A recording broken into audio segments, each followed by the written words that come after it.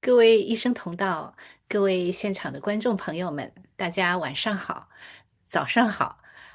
这里呢是北美华人医生协会主办的这个 CME 系列，然后本次讲座呢，由我们协作单位包括这个 NACP 的 RX Chapter，还有这个同济医学院海外校友会。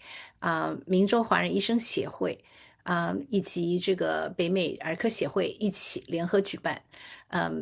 咱们今天晚上的这个讲座呢，我们非常非常荣幸的请到了我们的蔡东明教授，跟大家一起来分享这个 Advancement in the Prevention and Diagnosis and Therapeutic of Dementia 就是讲老年痴呆方面的这个话题。那我下面呢，就跟大家介绍一下这个北美华人医师联盟。北美华人医师联盟呢，它的网站呢长这个样子，大家可以在网站上去看。我们马上就有一个第11届北美医师联盟的一个年会，是7月10号到12号在 Washington DC 召开。这届时呢有非常非常精彩的专业分享，就是欢迎大家关注。这个注册呢，大家可以到我们网站上去到注册的这个点击这个网站呢，就能够去注册。有很多很多的活动，不要错过。北美华人医师联盟成立于2016年，是一个非盈利的组织。我们会致力于通过循证独立的这个公众科普、医学教学、学术交流与专业，进行提升北美华人医师，尤其是华人医师的临床能力和职业素养提高也整个社区的健康水平。我们会不定期的请世界著名的专家学者来跟大家分享科学前沿的相关话题。不仅把这个科学本身的这个职业生涯提升到一个更高的层次，也把大众科普推向一个更高的层次。我们的宗旨呢，就是就在这里，我就不在这里啰嗦了。好，那我们的网站呢，关于我们的 mission、vision 和 purpose 都有非常清楚的这个描述。今天晚上的讲座如果没有特殊说明的话，那就是没有利益冲突。然后呢，这一次讲座我们一共可以有1.5个 CME 的学分，然后大家在讲座结束以后，就是您会收到一个注册的这个链接，这个链接您可以在这里就是申报学生，按照您自己在网上的这个时间的时长来申报学分。我们如果您还没有注册的话，您可以在我们的这个广告的这个二维码上面就填写一下您的信息。我们就会给您就是发送相关的信息。好，我们蔡教授呢嗯是一个非常年轻有为的就是兼科研、教学和临床于一体的3系科学家、医学科学家。他是早年他的 PhD 呢是师从于Dr. Paul Greenberg，这是诺贝尔获得者专门做这个老年痴呆Alzheimer disease 这个领域的大家。然后呢，他的住院医是在 Yale Medical School 做的这个 neurology 的 fellowship training，所以是非常的年轻有为。然后他现在本人呢，是在我们明尼苏达大学做Endover Director Grossman Center for Memory Research and Care，然后是 Full Professor of Neurology。原来呢是在 Mount Sinai，就是在那个Icahn School of Medicine 也工作过。他的主要研究方向就是基础神经医学和临床神经学。然后呢就是尤其是新的这个诊断和治疗方面的这个进展，就是他一直是在工作在非常的前沿，然后包括这个traumatic brain injuries，还有其他的这个 neurodegenerative disorders 都是非常有建树的。好的，那下面呢，我们就请我们的蔡教授来给大家分享。谢谢陆教授的介绍非常高兴今天晚上能够来给这个 ANACP 的这个讲座，做一个给大家一个 update 吧。那我先 share 一下我的 slide，其实就是我看了一下，好像去年差不多的这个时间，我也给 ACP 讲过一个类似这样的 talk。那今天呢，我就想借这个机会呢，给大家讲讲，就是说从上次到现在呢，有一些很多的这个进展。特别是在这个 Alzheimer disease 这一块呢，我们其实有很多新的这个study 关于这个 risk 还有 prevention 和 therapy 上面。那所以我今天就想 focus 在这几个方面来给大家一点 update。嗯，因为我的中文专业水平没有那么好，所以抱歉要用那个英文跟大家讲一下今天的 talk。So I'm going to start with today's talk, kind of with the introduction. I think we don't need a lot to talk about how important or how there's a huge unmet need in our society when it comes to dementia care and dementia treatment. Currently, we have about 7.2 million Alzheimer's disease patients in United States and about 10.3 million patients with mild cognitive impairment diagnosis, which we consider as a pre-clinical or pre-dementia stage of Alzheimer's disease a lot of times. And about $360 billion are spent in the healthcare and long-term care costs in 2025 just for Alzheimer's disease patient and other dementia patient care. And it's projected about by year 2050, this cost will rise to more than $1.1 trillion. There are huge unmet needs that need to develop early diagnosis, treatment, and prevention for Alzheimer's disease and related dementia. So just we all know that our brain is quite complex compared to other organs in the body. There are millions of brain cells they communicate with each other. However, during aging, we realize that it takes much longer time for the brain cells to communicate with each other because there are aging-related changes, and this reflect when come to clinical manifestation. We'll see their progressive and gradual decline with cognitive function and attention. So then, a lot of times, a lot of our patients or family members may ask, "How do you know this is, normal aging? How do you know this is dementia?" So a very important key separation when we talk about normal aging versus dementia is that a lot of times normal aging, when we experience with benign forgetfulness, they do not interfere with our daily living. So a lot of times you can still maintain your daily function when those forgetfulness become consistent to a degree that interfere your daily living, that's when we need to worry about maybe pathological changes happened. So in general, the clinical types, dementia is a rather kind of a general clinical description. It's a set of signs and symptoms, but not a disease itself.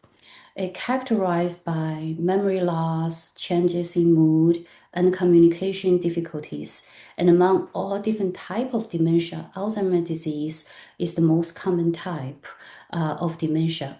And then followed by vascular dementia, Lewy body dementia, frontal temporal dementia, and other type such as traumatic brain injury, which is one of my research focus. And a lot of times we can see them in veterans population or that a lot of civilian patient, but playing a lot of sports. Um, but just for today's purpose, I'll focus mostly talking about Alzheimer's disease. Some of the points may apply to other type of dementia. So in general, in clinical setting, we like to use 5 A's to summarize Alzheimer's disease clinical symptoms as demonstrated or summarized in this slide. Amnesia is the most common one. We'll see patients often say, oh, who I am, where I am, who are you? Those kind of questions often to be raised by them. And then there are aphasia. Sometimes patient will find they have trouble expressing themselves, their word finding difficulties. And then there's also anomia, apraxia, or agnosia, those kind of changes. Certain patients may have behavior symptoms, either agitation or mood swings. And then the opposite side of those would be like withdrawal or apathy. So those can all manifest as part of dementia or Alzheimer's disease in this case. Um, there are two major neuropathological features of Alzheimer's disease, as summarized in this slide. The top one shows on the left side panel is a amyloid plaque due to excessive accumulation of A beta, particularly toxic forms of amyloid species. And the bottom one shows a neurofibrillary tangle due to aggregation of hyperphosphorylated tau. For a very long time, the field is dominated by this central dogma of we call the amyloid hypothesis, with increased amyloid leading to synapse dysfunction, glial activation, tangle formation, neuronal death, and subsequently patient manifests with cognitive decline. But nowadays, we also know this is not so linear as we're hoping for. And there are quite a bit of factors play into this disease trajectory, and they are much more multifactorial when it comes to Alzheimer's disease pathogenesis.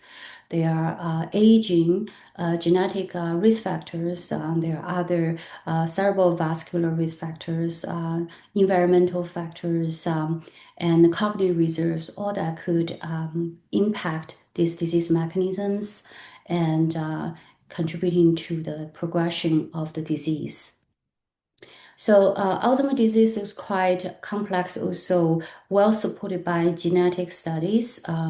There is a lot of study demonstrated a very strong genetic base. In general, about 5% of Alzheimer's disease patients are manifested with autosomal dominant fashion. There are three major genes involved in this pathway or in A beta production, including APP, PS1, and PS2. However, majority of the patients actually are not necessarily carry those dominant mutations.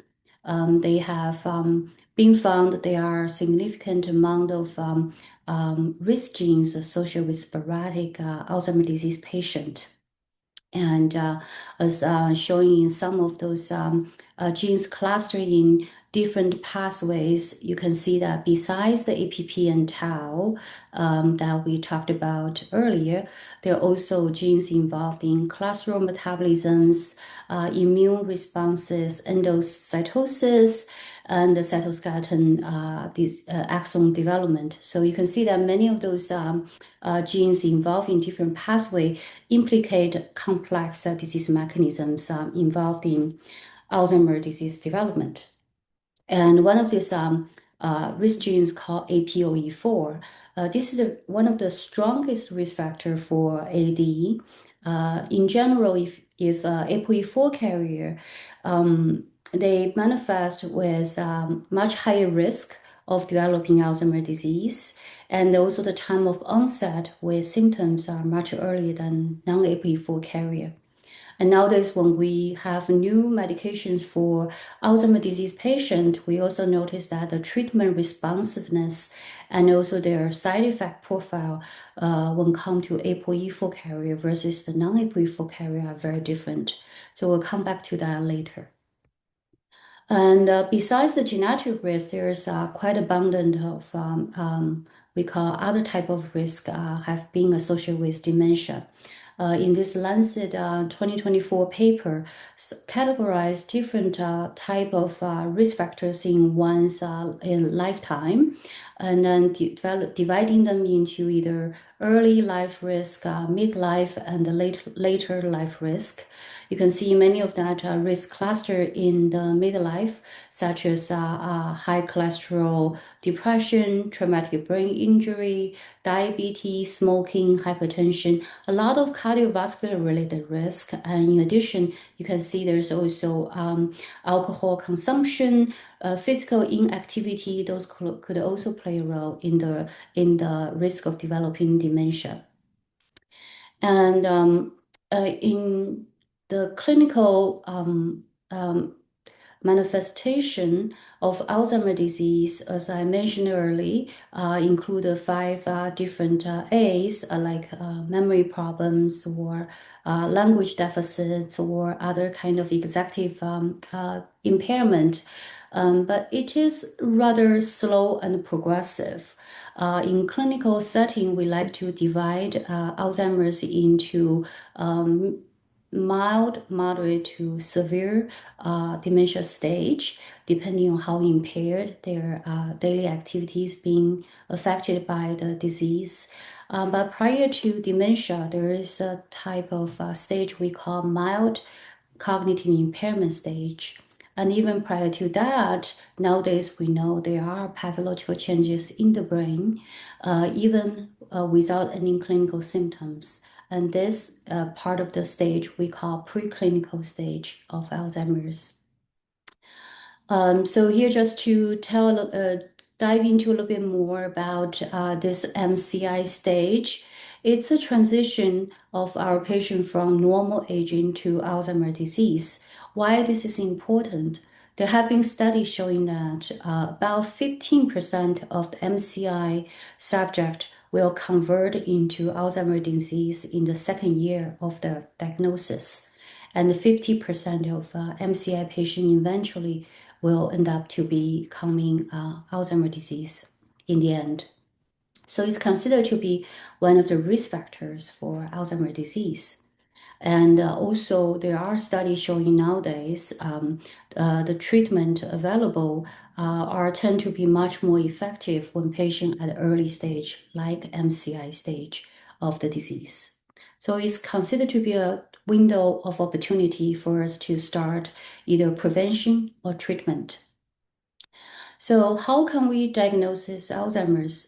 In clinical settings, we will need to include neurological examination and then also neuropsychological testing, which is a battery of tests that involves assessing different domains of your cognitive performance.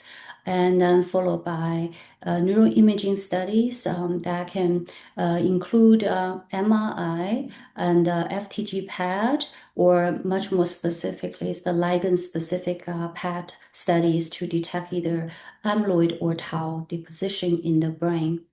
And there's also fluid-based biomarker studies nowadays, either to detect the changes in the brain through studies in the cerebrospinal fluid or blood test. So I'm just going to spend a little bit of time to talk about those studies a little bit. MRI and PET scan really to more when we come to dementia diagnosis for exclusion to really try to rule out if there are other causes that might lead to memory issues, such as tumor, such as bleeding or stroke. And they also help us to determine if there are baseline of atrophy at the brain regions. And depending on the atrophy, the pattern sometimes can help us to differentiate what type of dementia we're looking at. Because, the dementia like Alzheimer's disease versus the frontotemporal dementia may have very different pattern of brain atrophy. And the FTG pad, I forgot to mention in the early slides that there's also a FTG pad, which will detect the glucose metabolisms, can also help us to determine if there's particular pattern of changes when come to brain activity. That would also help us to differentiate different type of dementia. As shown in this slide, you can see that left side is a normal PET scan in a normal aging subject. You can see all the very nice red and yellow signals in the brain, where compared to Alzheimer's disease patients, there are reduced glucose metabolisms due to brain atrophy or neuronal loss. Then you will see a lot of this reduction of the signal. And now we also have a specific PET scan can detect the Alzheimer's disease related pathological changes in the brain. And compared, as I mentioned earlier, there are two major changes. One is the amyloid plaque, and that now can be used amyloid PET scan to detect the changes in the brain. And you can see that in the normal aging condition, you don't see a lot of the amyloid deposit, where in the Alzheimer's disease patients, you can see a high signal indicating a heavy burden of amyloid in the brain. Similarly, we can now also use tau PET to detect tau changes or tau pathology in the disease brain. And left side is the negative scan. And similarly, in the right side, you can see the tau deposit in the hippocampi and the entorhinal cortex region compared to the left side. So why that matters is actually we know there are studies showing the patient with brain amyloid plaque deposit has a much more severe cognitive decline compared to those without amyloid plaque burdens. This has been described almost 15 years now. 15 years ago, when we compared the patient with PET scan negative versus PET scan positive, their cognitive profiles are significantly different. And besides the amyloid PET, we also now have a lot of blue fluid-based biomarker available for Alzheimer's disease detections. You can see that some of that are changes can be seen in spinal fluid. So using traditionally when we diagnose Alzheimer's disease, besides using the PET scan, which is quite expensive, we can also do spinal tap to get CSF samples and then detect the changes in A beta and p tau for confirmative diagnosis of Alzheimer's disease. And furthermore, in the past 3-4 years, we actually has a much more advanced technology available, allowing us to even detect changes in the blood. And those biomarkers are quite specific and sensitive and comparable to the degree of the amyloid PET scan and the CSF measures of the A beta and the p tau profiles. That really has been a significant game changer for the field when we have those blood-based biomarkers available for clinical diagnosis. I'm going to talk a little bit about those blood-based biomarker a little bit. So there are now a few labs are able to perform the blood-based biomarkers. I just listed some of them, like C2N and Lumipulse are pretty commonly used. Also, there are Roche and Mayo Clinic does a lot of those diagnostic tests too. Very, very common one, probably everyone nowadays already know about, is this blood p-tau 217. And they actually are very well correlated with the changes in the brain. As you can see in this study published in 2024, when we used the blood-based biomarker studies and found they are highly correlated or almost even superior to the cerebral spinal fluid measures of the p-tau 181 to A beta ratios. versus also A beta 40, 42 ratios when compared to plasma p-tau217. And they also, in addition, there's a study that was performed by this group, found that if we use blood-based biomarker in the primary care settings, we can increase the diagnostic accuracy from initially only about 50 to 60% up to almost 90% of accuracy. So that's quite exciting. And one probably very interesting study just published about couple months ago, really to look into this p-tau217 changes. They want to see, by detecting the changes in p-tau217, and even in those patients without any clinical symptoms, can they predict how much longer or how many years later the patient will start to develop Alzheimer's disease symptoms? So this particular study, what they done is that all these individual dots are each of the clinical participant. And they can see that, for example, in this participant, they probably become p-tau217 positive at the age of 50s. And then by the time they eventually have clinical symptoms or diagnosis of Alzheimer's, about 70s. So they plot each of these individuals and want to predict, and then come up this large cluster of a scatter plot. And then when cluster all the individuals together, the average is that they predict of with patients that are ranging from 60 to 90s. If you are starting to have positive p-tau217, usually the average time by the time to develop Alzheimer's disease, they are thinking about up to 3 to 4 years. That's the average. Of course, if you are younger, this may be a much longer time for you to get to the symptoms of Alzheimer's disease. When you are much older, when you be found to have p-tau217 positivity, the time to have the AD symptoms is a little bit shorter. But lump everybody together, the average is about 3 to 4 years. So that's kind of striking, right? With this kind of study. Certainly more validation with other cohorts or longitudinal follow-up studies needed to really confirm whether this p-tau217 clock is really as predicted as they are stated in this paper.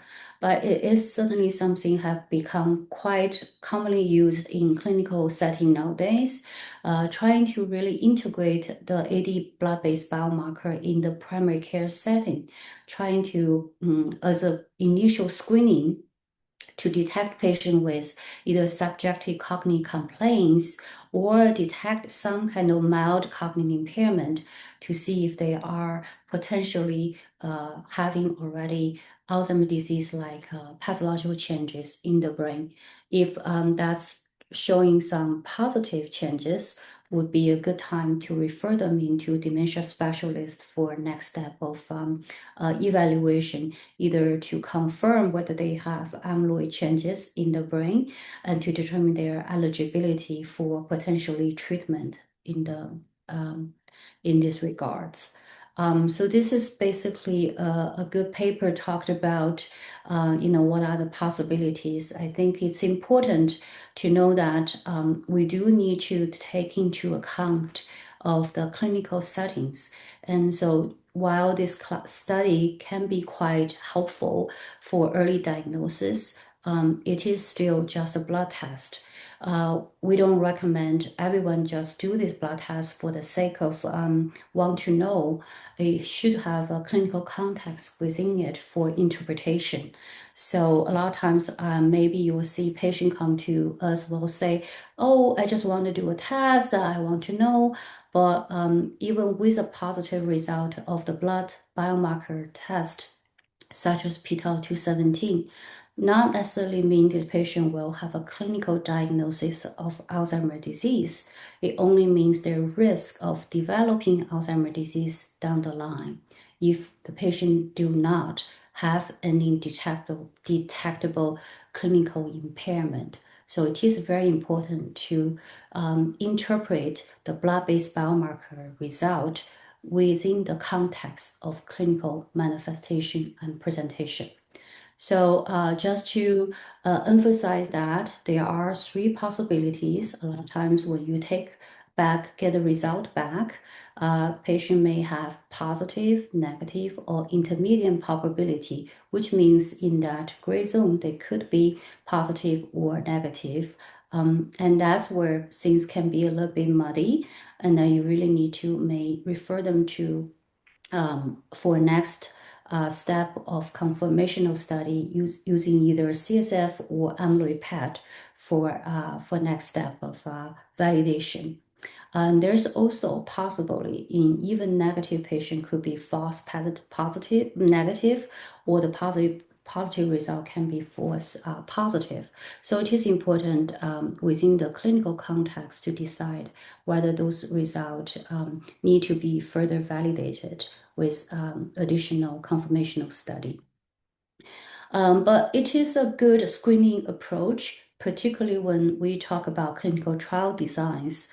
I want to point out that when we initially, without the blood-based biomarkers, take us a long time to really go through screening and look for the correct population or patient that with confirmed Alzheimer's disease pathology. Nowadays, we could use the blood-based biomarker as a pre-screening approach to determine how likely this patient may have AD pathological changes. And within this pre-screening followed by confirmational screening test, we are able to enrich a highly accurate patient population for clinical trials with confirmed Alzheimer's disease pathology for targeted therapy in this regard. So I do think that's important because it actually revolutionized our current clinical trial design for Alzheimer's disease patient. So let's talk a little bit about treatment. For a very long time, we don't have a lot of treatment options for Alzheimer's disease patient or even related dementia. Majority of the medications we can use are considered as a symptomatic treatment. And this just lists some of those. You can see that four of them are cholinesterase inhibitors. Most commonly used one are the two listed here, including the lampazole and the rivastigmine. And then there is also memantine, which is an NMDA receptor antagonist. They are all oral administration, and some of them even have the skin patch available, bypass the GI systems, that can reduce some of the GI symptoms associated with this type of treatment.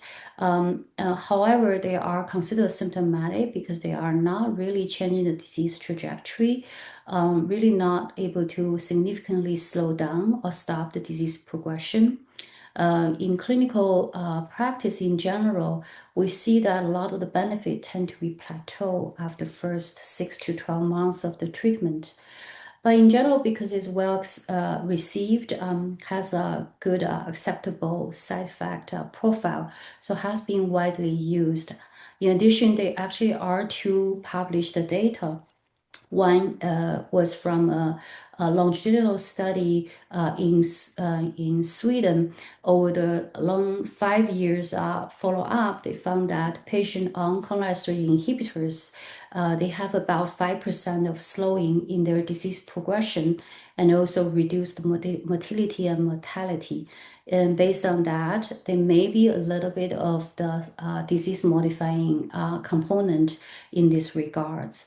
And then very recent publication from UK showing that patient on cholinesterase inhibitor for a very long time, when they take those patients away from this type of medication, they found they're actually getting worse. So hinting that in some degree they can be neuroprotective. So for both of my patients that can tolerate the side effect of this line of medication, I tend to maintain them on this type of treatment. But other than that, the most exciting part is actually in the last 3 years is the disease modifying therapy that has been FDA approved.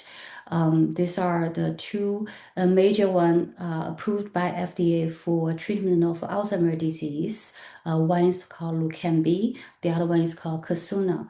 They are specifically targeted at the amyloid, the pathologies in the brain. So very specific in the disease modifying treatment. And you can see that this is just to show some of one of the clinical trial data of the lecanemab. After 18 to 24 months, you can see that the treatment slowed down the decline when compared to placebos. The treatment having been able to slow down or prolong the patient's disease progression. So in a way of they maintain where they're at, kind of compared to the placebo. Um, and so this is basically the measure called the CDR sum of box, which is important cognitive measures and score. And you can see that in the natural disease progression, when there's no treatment, you will see this decline. However, with anti-amyloid treatment, you can see that this trajectory has been yeah, slowed in the way that the slope has been elevated. Um, so, so it's not a miracle in the sense of that we totally cured Alzheimer, but at least it is prolonging or slow down the disease progression. When we talk about the on-target effect, on the other hand, the anti-amyloid infusion therapy did what they're supposed to do, successfully remove the plaque or the amyloid plaque burden almost by 60 to 80% of removal. The left side is Leqembi, the right side is Kisunla. So these are the clinical trial being published 3 years ago, really encouraging. Based on that, FDA approved this. There are side effect profile that has been associated with this line of medication that get everyone a little bit nervous at the beginning and shying away from it. Particular adverse side effects are this we call ARIA E or ARIA H. In the other words, it's just a brain swelling or brain bleeding. Sounds scary to a lot of our patients and to a lot of our providers at the beginning.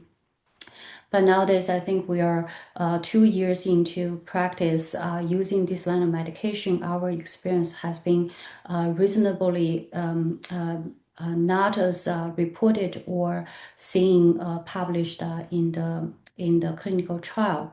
So the ARIA-E rate as described in Leqembi or Kisunla ranged about 12% to 15%. ARIA-H, about 17% to 25%. That was in the clinical trial. Really depends on your ApoE4 genotype status.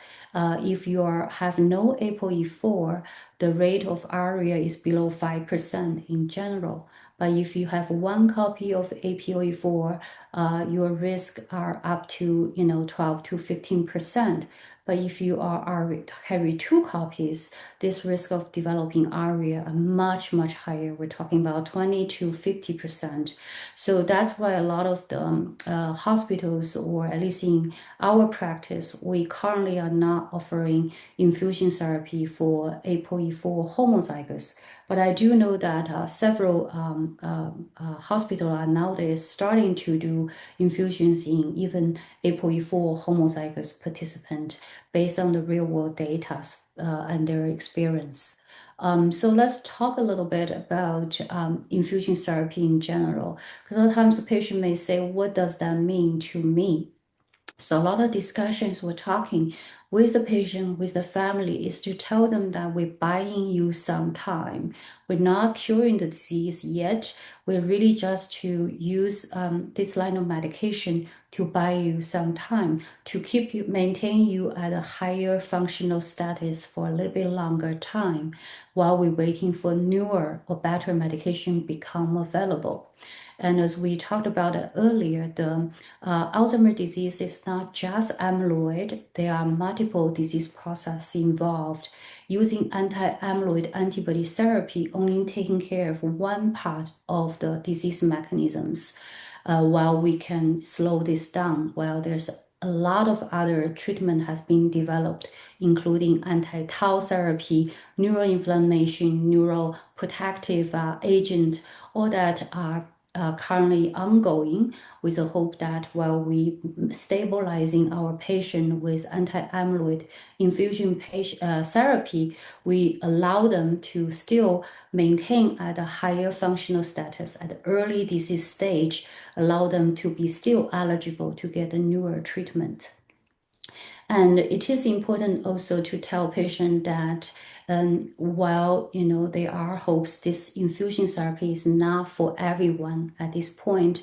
It really depends on their risk, including their genetic risk like APOE4 gene status, as I talked earlier.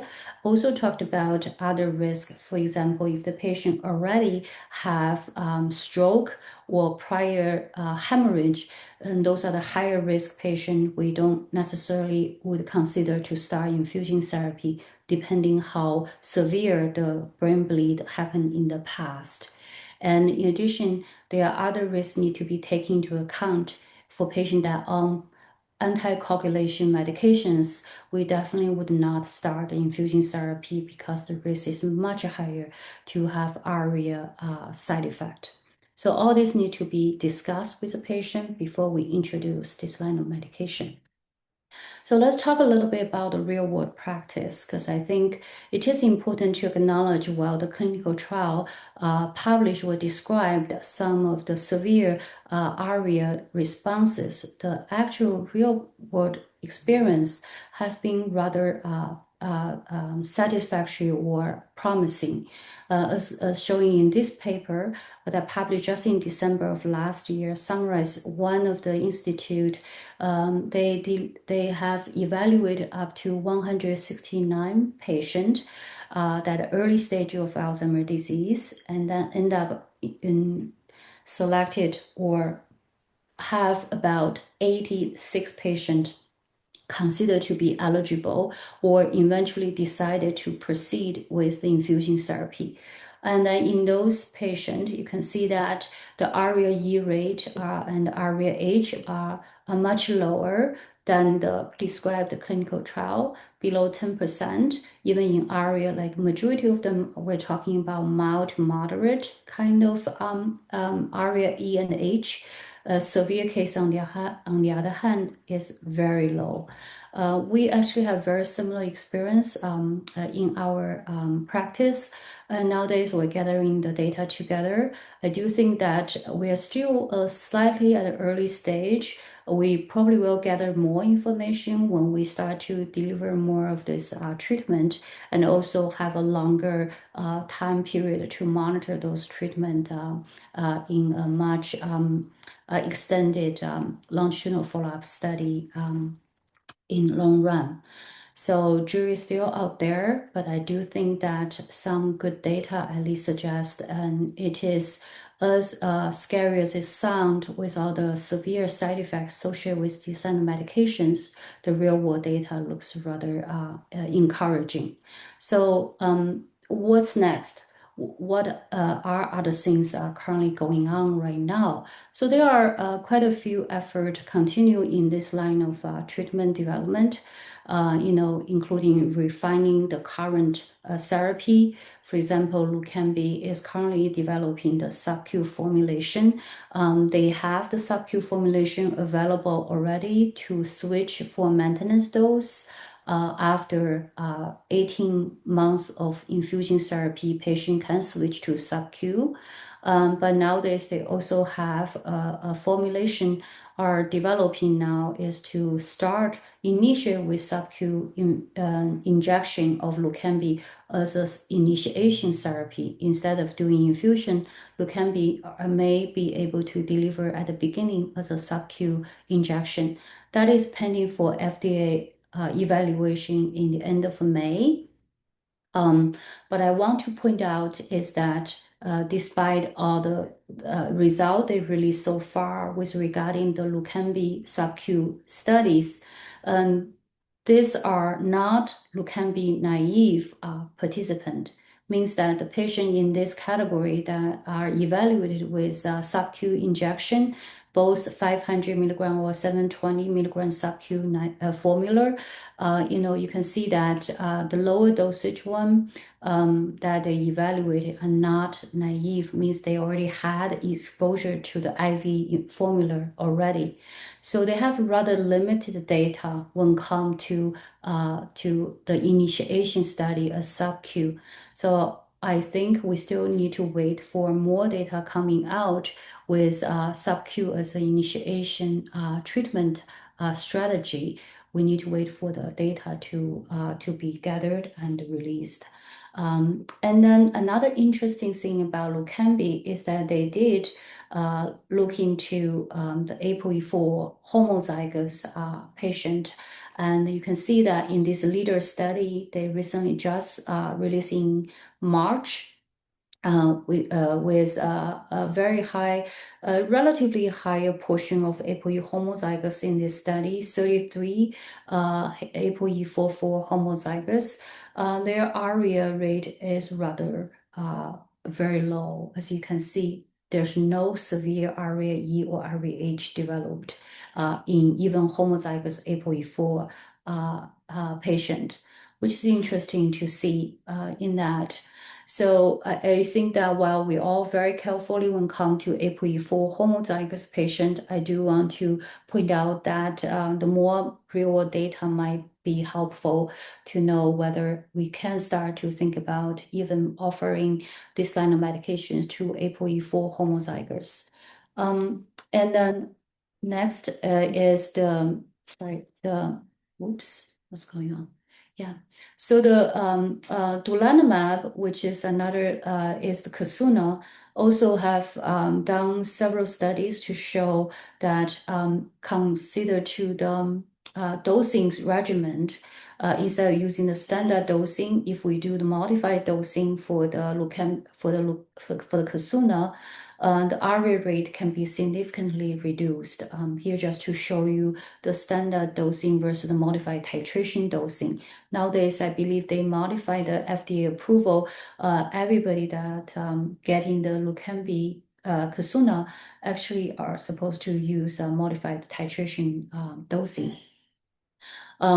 So then what's next? Other than Leqembi and Kasuna, there are also a lot of new therapies being developed. For example, next generation anti-amyloid therapy. A very interesting one, I want to highlight one of that is this trontinemab. Trontinemab is a modified or anti-amyloid antibody. So this particular antibody actually attached to transferring receptor, and then they call brain shuttle. So in this way, this modified antibody can get through the blood-brain barrier much easier, and therefore they can use much lower dosage and then get into the brain more efficiently, targeting on removing the amyloid much more effectively.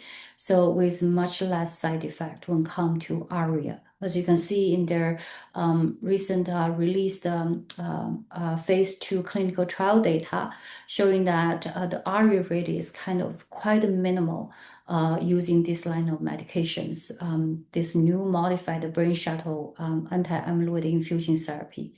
Currently, there are phase 3 clinical trial running right now, and we would like to see, if it can deliver very similar efficacy as we see with Leqembi or Kasuna, without having a significant ARIA. If that is the case, it could change the landscape of the infusion therapy treatment, even offer that to a lot of our patients with contraindication, such as prior hemorrhage or ApoE4 homozygous. So I do think this is something quite interesting to be looked into. Besides anti-amyloid therapy, there are a lot of tau targeted therapy also being developed.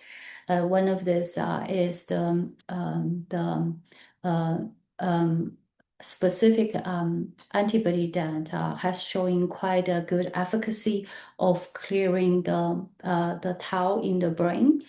And the most recent trial, phase 2 clinical trial data released showing that besides the plasma measure of the p-tau levels in the brain after 108 weeks of infusion, you can see quite a significant reduction of tau in the brain. So currently they are moving into phase 3 clinical trial. We'd like to see the clinical efficacy about this tau targeted therapy.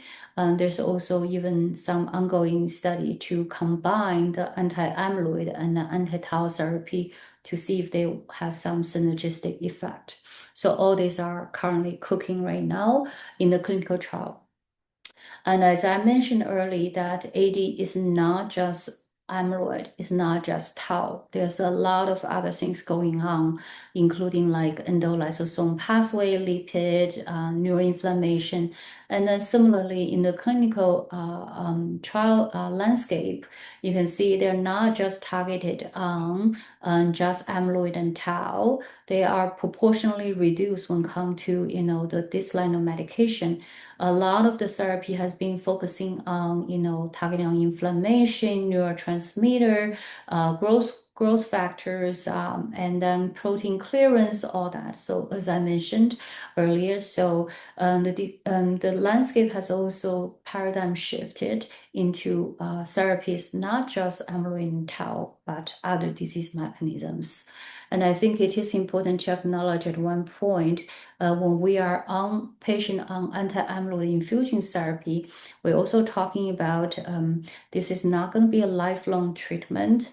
There are clinical trial data showing that when patient showing a successful removal of amyloid in the brain, and like donanemab clinical trial, they can actually stop this kind of medication. The benefit maintains. So many of our patients, after finishing 18 months of infusion into 24 months of infusion, we start to think about maybe we can repeat the amyloid PET and determine whether this medication already done what it's supposed to do and remove the amyloid in the brain, and then maybe the time for us to consider to stop this line of medication. That allow also the patient to be ready for other type of treatment without worry about any potential interaction with ongoing treatment or potential side effect concerns in that. So other than drugs, non-pharmacological intervention are very important too. As I mentioned earlier, there is a lot of risk being identified with our lifestyles during one's lifespan. Many of that cluster around midlife, as we talked about, such as depression, such as hearing loss, or lack of exercise or diet.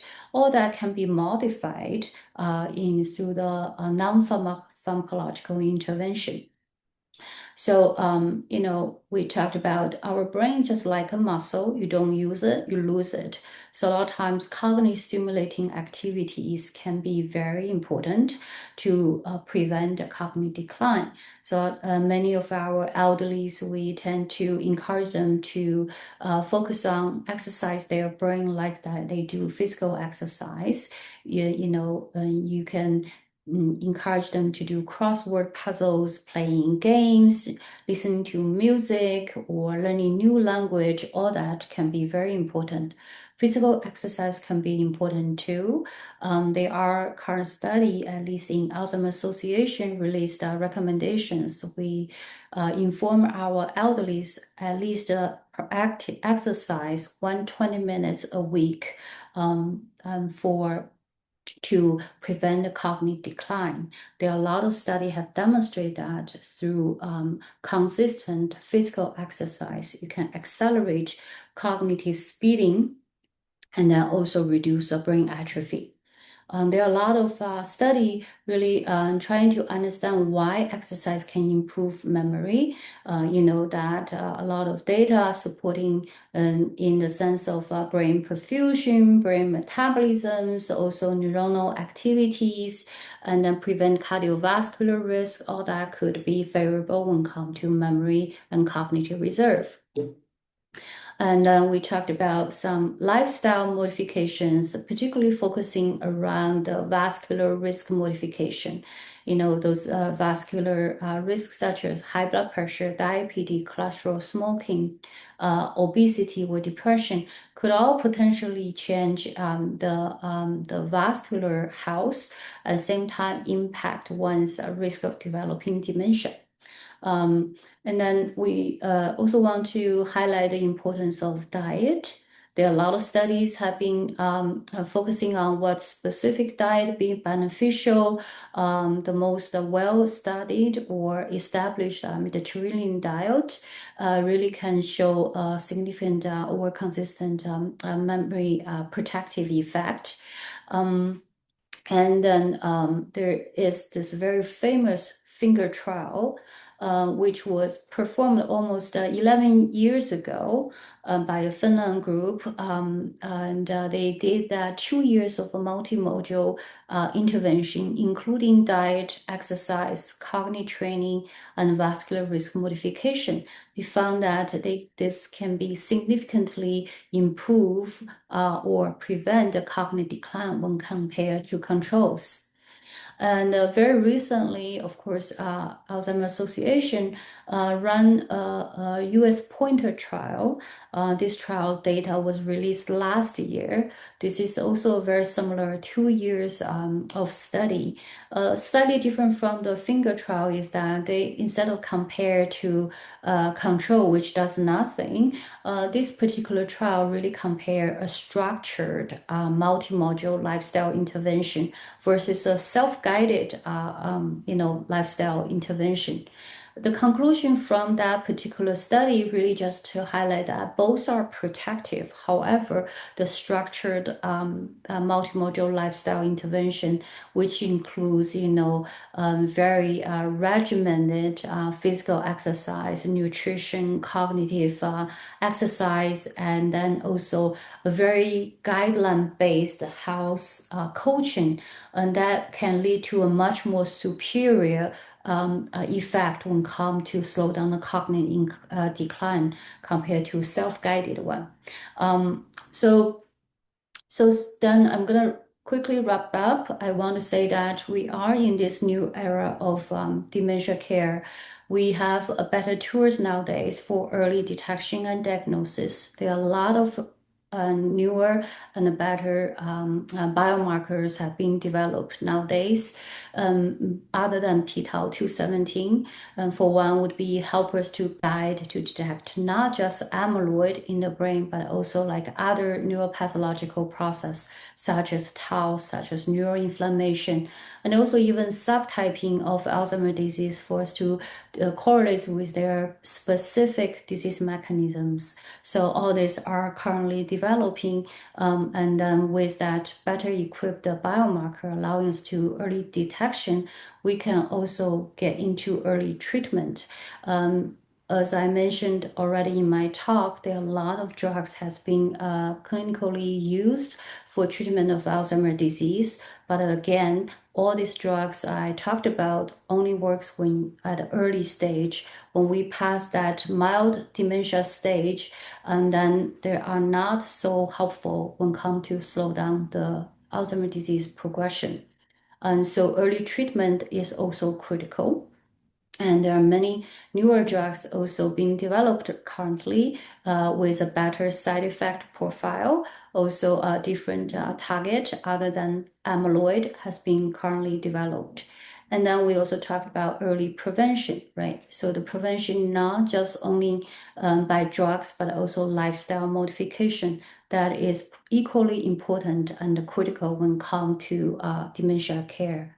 So we want to emphasize how important it is to educate our community and let them know this, early diagnosis, early prevention, early treatment are the key when it comes to dementia care. A little bit, just a quick shout out about our current study at the Grossman Center. We have this brain health and aging registry study. We're really trying to invite everyone in the community to join us to have a longitudinal follow-up, knowing one's risk and resilient factors when come to memory-related impairment, whether you have memory complaints or you have a family member with dementia, you can all join us to understand. We do collect clinical information, but also collect blood samples, CSF samples. We also develop skin biopsy samples that can differentiate into stem cells for growing in the lab, for testing of drugs, and also understand one's genetic and epigenetic architecture when come to their risk and the resilient factors in developing dementia. And with that, I'm going to stop here and thank you all for your attention. Thanks, Steph. Thanks for Professor Tsai's excellent presentation. It covers from diagnosis to treatment and also the early phase prevention. So if to our audience, you can either unmute your microphone and you can raise your hand and unmute your microphone to raise your question here, or you can type it in the chat box and we'll take your question from here. But before we do that, I have a question for Professor Tsai, and just say for our clinician, like we have like a primary care doctors, and what would be your 2 minutes, summary for them that how to deal with this Alzheimer's disease early detection and early treatment? Yeah, so I do think that it would be nice to. I think currently a lot of our primary care doctors already been doing are is when they do the annual checkup for our patient, they do a very quick, mini cog, or even some of our primary care providers can do mini mental or MOCA study as a quick neuropsych screening, right? When they detect some of the impairment that comes alarming the patient, also subjectively have some cognitive complaints, then order a p-tau 217 would be very nice way to start to know one's maybe have some kind of ongoing abnormality, or just send them to a dementia specialist for next step of evaluation. So certainly, if there is clinical concern, through either a very quick neuropsych, we call it bedside screening tours, detect some abnormality, send to the specialist right away would be something to recommend. Wonderful. So the neuropsych screening and then potential blood test. Uh, Mhm. okay. Very good. Very good. And then, of course, like specialty neurologists, then you must have more advanced tool, and that's the time that you use the image study and do more advanced diagnosis. Okay. And then you also mentioned the prevention part. I think that's probably more for it's I think it's for everybody because we're heading the same way. We're all aging. There is regardless, the clock is heading there. So just for general lay public and you covered a variety of things that can be done, but do you have like 2 minutes summary for that perspective for our audience? Yeah, I think I had a slide before, but I took it out. I feel like, yeah, that might be a good summary. So in general, we like to use this we call shield. So it's actually not we come up this, but But it's a good acronym we use to for general protection or thinking about prevention. SHIELD stands for S stands for sleep. So really, like you have to be very cool, have a good sleep. If you don't have a good sleep, you might want to talk to your primary care providers to think about, getting sleep studies, evaluate if you have sleep apnea. If you have insomnia, you need to work up why you have insomnia. So have a good quality of sleep is one thing. And then the second one would be H. I think is handling stress, if I remember correct. And then I stands for interaction with friends. So social engagement is another one. E is uh, uh, L is like learning, H is like diet. I'm trying to get all of that together, trying to think what's the best. Yes, I think am I missing anything? There is one more, right? Yeah. I is interacting, E is exercise. Sorry. Yeah. E is exercise, L is learning, D is diet. Yeah, so that might be a good way to remember because I may share that slide while I'm talking. Let me see, I have that slide up here. Sure. So it's a sleep and handle the stress well and interaction with others and social. Yeah. Well, there you go. Yeah. Exercise and learning and diet. Wonderful. Yeah, so that might be an easy way to think, put this way. I think this is important, particularly we focus on midlife lifestyle prevention. And that has, as you can see, if you recall that curve, right, a lot of the risk factor happen in the midlife. And that's also a time of opportunity for intervention more effectively. So modifying the midlife risk is critical when come to also the cardiovascular risk, a lot of that cluster in that time. So as we talked a lot about that, make sure you're not drinking, smoking, and then take care of your cardiovascular like diabetes, high blood pressure, cholesterol. Those are need to be well controlled. Can also add into this to be beneficial. Yeah. Mhm. Very good. Thank you. So now we have a question. We have someone raised a hand in audience that iPad Air Force generation, and you can Okay. unmute and raise your question. Can you hear me? Yeah, yes. Can you introduce yourself? Okay, I'm Walter Liu. But my question, I think I have to speak Chinese because I do not know the English term. Maybe you can help me to translate. 国内现在好像有这个叫做就是那个后期中晚期的话，用什么手术，什么淋巴管和什么静脉什么合并的那个，美国这有没有有没有这个技术啊？现在？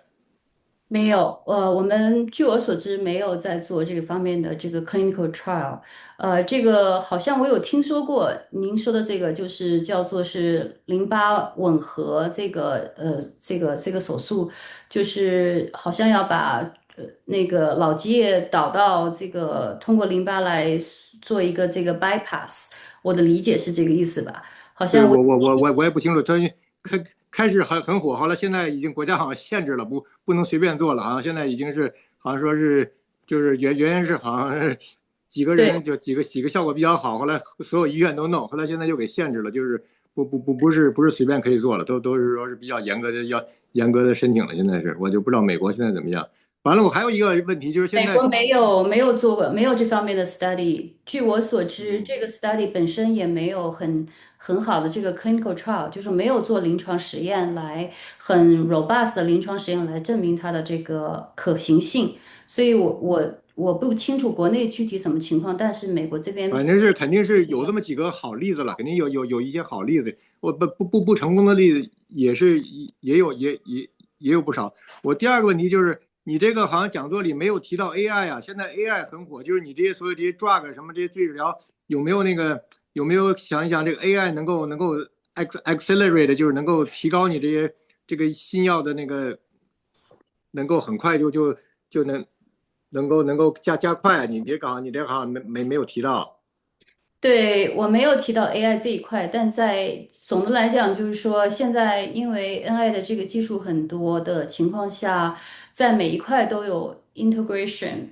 比如，我有一个 separate talk 是专门讲怎么把 AI integrate 到 dementia 的这个 research 和 care 里头来的。我没有放在这个 talk 里面的原因，是因为我不太清楚我们主要 target 的这个 audience 是什么。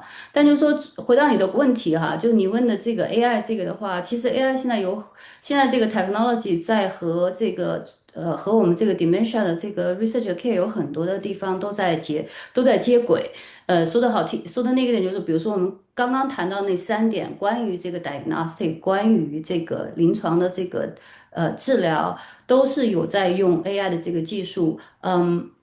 一个比较简单的例子就是说，现在有在做的就是通过用这个 AI 模型来检测，就是说一个人他的这个 risk factor，我们叫做是 risk calculation，就是呃预估每个人的这个 risk。developing dementia 的 risk，那么你每个人的 risk 是不一样的，你有 genetic risk，你有 cardiovascular risk，你还有你的 medication，还有很多其他这些 comorbidity。那怎么样根据每一个人自己的 risk 来用一个大模型来把所有的数据放在一起去推断你这个人 likelihood 在后面的5年到10年当中去产生会不会发生这个 Alzheimer 的这个疾病，或者说其他一种的这个 dementia 的这个可能性有多高？那么在什么样的 intervention 可以改变你的这个 disease trajectory？就有很多就有这种现在在做的这个数据这种做法，就是说我们怎么样这个模型来 model 一个人的这个 disease predicting 它的 likelihood，然后用什么样的这个 risk modification 可以改变它的 disease trajectory。所以其实针对这个以后来 come up 一个我们的希望哈，今后可以用在临床上。假如说我们的临床医生看一个病人，我们可以把他所有的数据输进去以后，根据他的 blood-based biomarker，根据他的 genetics，跟他所以来做一个 calculation。然后 come up 一个 recommendation 说，哦，对于你这一个人，那么你的 risk 是这么多，你有做什么可以降低你的 risk，可以延缓你产生 dementia 的这个可能性？这一块我们在做，然后再一个同样的就是叫 drug purposing，对吧？因为有很多的这个药物，我们刚刚谈到的。但是药也不是说随便就是去选的，那为什么要做这个药，用这个药，或者说是做 drug screening？AI 在这方面可以很 powerful，因为它可以用大数据去，比如说我们有一个课题做的就是叫做把已经是 FDA approved 的药。它是用来，比如说治疗癫痫的、治疗头痛的、治疗心血管疾病的，那把它用来去做dementia，为什么？那它要做大数据来 prediction，对不对？它可以用很多的这种 AI 的这个模型来 modeling，就是说它可以做一些 virtual drug screening，这些都有在做。所以问题是很好，但就是说，因为我们今天没有谈这个事，因为这个没有，就是说并没有考虑到要讨论这个问题，但确实有在做，嗯。非常好。那么我们说不定我们回头有机会的话，再请蔡教授回来，我们专门讲这个 跟 AI 结合的，我们做一个 panel 啊，我们再很多 过把 AI 瘾。的 expert，我就不要 Right, 班 right, 门 right。班门弄斧了。行，现在那个张道龙医生您可以 unmute，您可以问您的问题了。张医生是应该是我们的心理医生。张医生，您可以 unmute，哦，现在听到我讲话吗？可以。啊，我是那个张道龙医生，是精神科医生啊。那我想问一下，就是做那个皮桃217预测这个未来能得奥兹海默的时候，对男女病人有那个预测率的不同吗？特别好的问题，问题是，我觉得我们还是不够了解的不够多，应该来讲是个很好的问题。我们确实不知道，就是说是在男女当中有没有区别。我相信他有这个方面的 data，但是在那篇 publication 里面确实没有 get into 太多。然后就说 P 到 217的话，现在就是开始做很多的东西都在做，它 longitudinal follow up 了，需要知道就是说它确实是不是能够 accurately predict 这个 disease 这个 development。所以我的意思就是说是个很好的问题，但是我们还没有答案。我觉得我们下一步应该有很多，我觉得在下面1到2年之内会有更多的 data come out。我们可能可以了解更多，就是说是不是在男女当中 ApoE4 的 carry 当中，还有不同的这个 race ethnic background 来说，是不是都不一样？我们都不晓得，所以我觉得还是很多东西可以做，很多东西可以做。嗯。对，那个问这个原因，是因为我们老年痴呆的时候，在男女的比例里是不一样。那我们心血管这些风险系统也都是有月经的女人和没月经的女人不一样，有个非常明显的区别。在她做绝经以后，那绝经以后的女人更像男人了。那男的呢，因为没有这种客观的这些标准，但是当你说做那个皮桃 217的时候，是一个生物学的这标记物，那你的下面因为有男女之间在心血管这方面损害的风险因素，它会有这个绝经前、绝经后对女人的区别，男人没有。然后你的奥兹海默的发病呢，又有男女之间的区别，那你这预测，会跟它搅到一块儿，它会是什么样？理论上讲不应该是一样，问题是它谁高谁低还是差不多，得需要一个客观的标准来看，这样才能够给患者解答的更清楚，否则就变成好像是大家都一样，实际上男女是不一样，即使是女人也是，还有绝经前、绝经后不一样，不仅仅是对心脑血管的这个风险因素，对我们的这个奥兹海默也都不一样。所以呢，我想你这个预测里应该有个性别的因素在那里，不管你的答案是一样不一样，或者谁高谁低，但不应该不说好像它就是个中性的，因为我们得这些老年痴呆和尤其血管性的神经认知损伤，它是有性别的区别。大致是这样的。我在微系统工作，16年了。那我们在这里头 TBI 就明显不一样，为什么呢？因为在我们这个人群中，男的容易受伤，女人一般都是在后边做这些计算机工作呀、AI 工作呀、其他的这些文书工作、厨师啊，男的上前线打仗。所以，那你当然脑损伤 TBI 就会不一样。它明显的差别是因为你分工的不同。但是现在呢，那女人也当坦克手了，也当这些东西，就是多一些，那它损伤就上来一些。但是你仔细看，在我们的微人群里头，TBI 的男女明显不一样，不是病的不一样，是因为你不会把我们的女的这些战士们送到前线去跟他男人一样的去冲锋陷阵，所以你得下来结局也不一样。在这里都涉及到性别，不管是有那个生物学的原因，还是有社会分工的原因，即使同一个职业都是转业军人，也都不一样。所以在这里，为什么我提这个性别的问题，对我们指导临床和如何跟患者解释它的风险是很重要的一个因素。即使 TBI 我们都在解释为什么你的损伤跟男的不一样，原因就在这儿，是因为他社会分工不一样。大致是这个意思。为什么我问这个问题？好的，谢谢您的演讲，非常精彩。非常对，谢谢这个张医生的这个 highlight，确实是这样啊，就是我觉得我们还是就是说这个 biomarker 才刚刚开始做，我觉得 blood-based biomarker 有很多东西我们不知道，所以您提到的几个问题都很重要，就是一个是女性的 risk，其实我没有花很多时间去讲今天，但就是说我们其实发现女性的 risk 和男性的 risk 非常不同。就您也提到了一些，对，有，比如说 TBI 也不一样，也有性别区别，dementia 本身也有。女性的话，它有一些特殊的，比如说 menopausal 期间的话，它有一些变化，荷尔蒙的变化。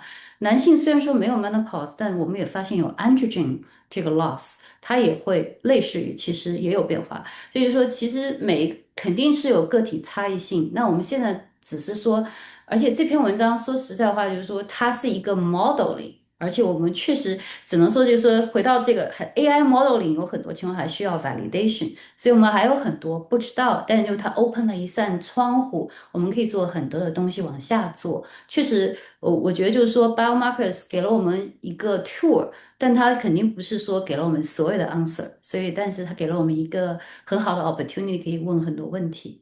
嗯非常的棒啊！我们就说 neuropsych 有的时候是 hand in hand，然嗯。后我们的精神科张医生是提了一个很好的问题，我现在就是我在这个用大家用麦克风和这个问题再加这个 Q&A 这个问题里面，我就来回的跳动哈，这样就是给大家有均等的机会。正好现在这个 Elizabeth 段有这个问题，正好是讲这个 P 套217的，所以我就把这个问题放到这儿一起问了。就是 Well P tau 217 negative at age 65 years old need to continue to monitor at 70 years old or older.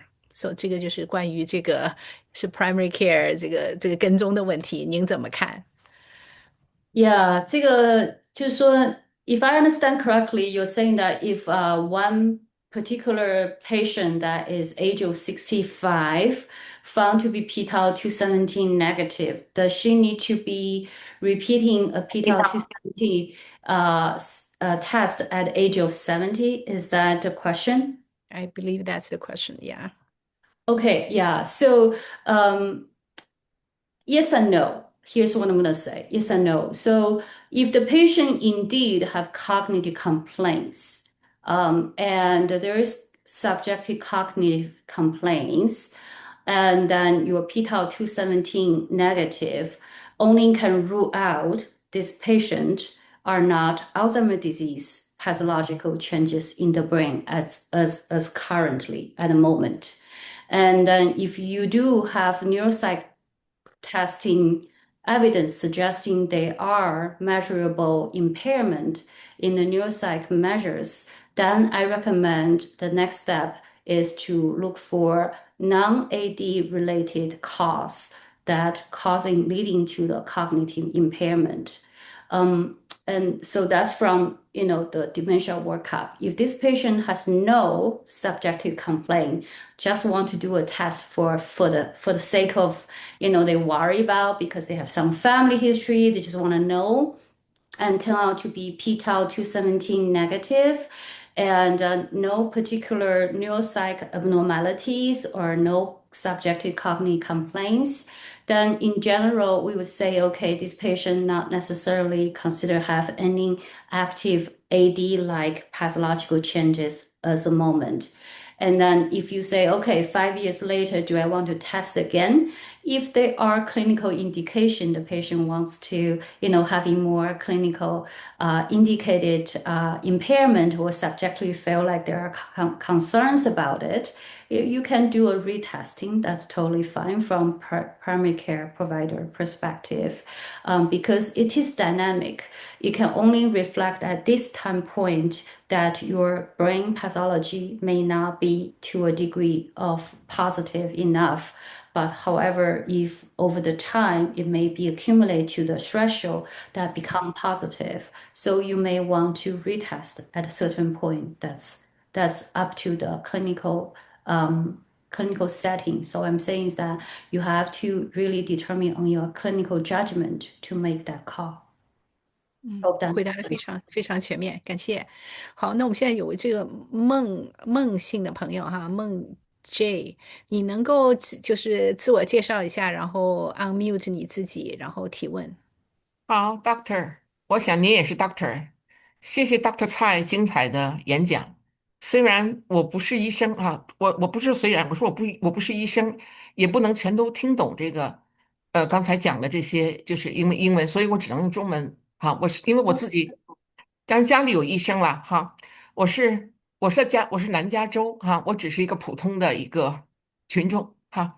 那么因为家里有医生啊，所以就有些事情，然后周围的一些事情使得我有些 concern 什么呢？我就根据自己的这个就是周围的情况，我就觉得好像是不是会年轻的时候越聪明，而且用脑越多的人更容易出这种痴呆的问题，因为我的邻居是台湾人。他的父母亲都是90岁以上，母亲102高寿去世的。但是他的哥哥有一个哥哥是台大的，说当年电机系台大第一名考进去的，但是已经痴呆了，70几岁。有一个哥哥也是因为痴呆2个周前去世的，还有一个朋友，据说是朋友的先生，也就是去年去世的，才66岁而已。据说是他相当聪明。我说他为什么就发病了？是不是在公司里工作的时候就完全就刚说完的话都忘了，刚听到事情都忘了，就出现这样的问题。所以我自己就想，那么这个跟人的这个智商太高了，用脑过度是不是有关系？这是第一个问题。第二个问题呢，这都是说的男性的哈，都是高级知识分子。那女性的呢，就是说有遇到的周围的亲戚，还有知道的人，他们都是在发生了就是髋关，就是说摔倒以后，是吧？就是粉碎性骨折发生这个就是胯骨粉碎性骨折以后，然后有的做了手术，有的没有做手术，有的在美国，有的在中国上海或者其他的省啊，或者比如说 typical 的我的一个远房一点的亲属是在太原，哈，那么他们发生了这样的事情以后呢，不管是做没做手术，都今天早上还有一个邻居在谈到他的母亲也是摔了一下子就糊涂了，就人都不认识了。都出现，就是女性出现这样的问题比较多，然后去世的，如果没做手术的话，好像就是说去世的时间快一点做了手术了以后呢，可能时间长一点。像太原那个亲戚，80几岁高龄的时候做了手术了，折腾了1年多，最后也去世了，就是人个都不认识了。不认识人了。所以我就是在我身边我知道的这些人中间，男性的都是这种非常优秀的高级知识分子，女性呢是属于这种，也都是知识分子，也都是非常聪明的 ladies，但是就是发生了这个摔倒以后，盆骨折，然后呢就出现痴呆的症状了。像比如说有个朋友，他的父亲是科大的教授，中国科技大学教授，母亲也是高级知识分子，就说摔了以后就整个都不认识了，是吧？就是不认识人，认识没有多久，所以我就在想，刚才有位张医生提到说是男性和女性，好像这个好像挺 typical 的，有点代表性。我呢就想请问一下 Dr. 蔡，你们研究的方向对这些是不是有一些统计性的数据呢，或者怎么样？谢谢。行，谢谢您的问题。你有两个问题，所以我一个个来回答吧。第一个是那个关于就是说一个受教育程度吧，就说是不是受教育程度，或者说是这个对这个痴呆的这个影响有没有？其实有一方面这样的研究，我可以把这个 slide 再放回来再看一次。其实研究室的结果是反的，意思就是实际上您看这张 slide 的话，它确实有研究过说关于这个人的受教育程度，是不是会和人的这个呃会和人的这个痴呆的这个发病率有关？也回答是您的这个受教育程度越低的，实际上是个 risk factor，会 consider 是个 risk factor，就说实际上是受教育程度低，其实上反而是更容易发生痴呆，而不是说是受教育程度高会容易发生痴呆。我们往往会认为受教育程度高的人，其实上我们会认为他是有更多的这个我们叫 cognitive reserve，就他实际上他的就是这个认知的这个能力比更加的有储备，有更多的储备，cognitive 储备，那样的话，他其实不太更容易抗痴呆。所以回到您的这个问题的话，起码我们是没有这方面的这个证据证明是说您一个人的这个受教育程度越多，或者是更聪明的人更容易得痴呆，是反的。所以再回到那个男和女的上面这个区别，男女上面是有一些区别，我们刚刚也谈到了。但您刚刚说的就是说，您说的几个您的这个家庭朋友或者是女性朋友，可能因为一的是做了手术，或者是摔过跤，或者说是有一些什么样一些这种情况，导致他们似乎那个发病的回来以后就有发病的这种情况。这个倒是还蛮常见的，不是 necessarily 一定是跟男和女方面的这个问题，而是 generally speaking，我们确实发现在大的情况下来说，很多情况下来说，我们看到一些病人哈，往往他们会说，很稳定的，没有怎么太这个恶化，比较稳定的这个阶段当中，突然一下子，比如说他们摔了一跤。或者说是因为那个出院需要做手术，比如说像麻醉药或者说是那个感染，还有一些别的原因导致的他们这个 hospitalization。那么在出院以后回来，他会发现他们的这个认知功能比他们以前要差很多。那就是发现，就老人确实就是有很多这种情况下，任何一种这个呃 incident happening, hospitalization tend to be a precipitating factor that leads to a much worsened cognitive decline. 不好意思，我的中文没有好到这几句话我这个。能听懂，谢谢您。对对，所以我就用英文说，大致意思就是说，确实会有一些 triggering factor，but not necessarily male female specific。那么是不是有麻醉药？在做手术的时候会有影响？有很多 study 会这么说，就是确实麻醉药对这个认知功能是有影响的。那是不是感染也会有，或者说创伤也会有？这些都有可能。反正就说老人的话，in general 来讲的话，我们发现他们每一次住一次院以后，或者说是有任何一些 triggering factor 导致他们 decompensate 再回来的时候，你会发现他们的认知功能就差很多。所以我们经常会跟我们老师说，千万要注意，不要摔跤，不要住院，不要有感染，要 maintain 你的这个 function as steady as possible。那样的话可以 maintain 你的 cognitive reserve for longer time。Hope that answer your question。那还有一个问题可以问吗？这个这种病跟遗传有没有关系有非常大非常大的遗传关系。？OK，跟血型有没有关系？没有，比如说什么样的血型目前没有看到。？OK，非常感谢，非常感谢 Dr. Xie and 这位医生，谢谢。可以，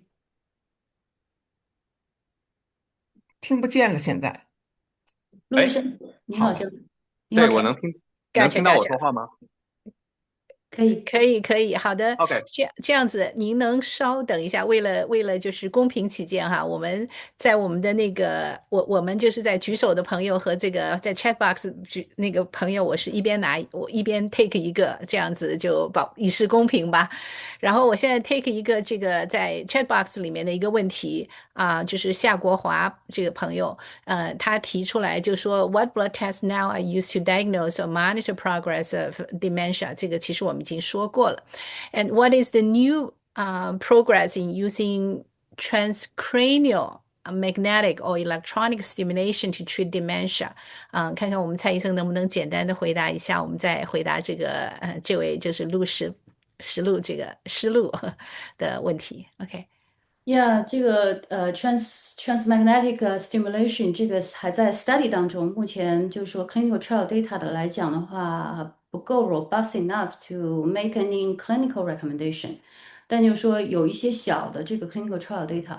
那么，再一个比较多的就是叫做是这个，如果大家追踪比较多的有那个叫做是visual，就是那个多少赫兹我不太记得了，好像是50还是多少赫兹的那个 visual stimulation 叫 blue light stimulation，这个好像是MIT 有一个 scoop 叫李慧蔡 scoop lead for 的，现在叫 Cognito，当然 Cognito 好像那个 company 把它给这个版权拿过来以后再做这个 phase 3 clinical trial。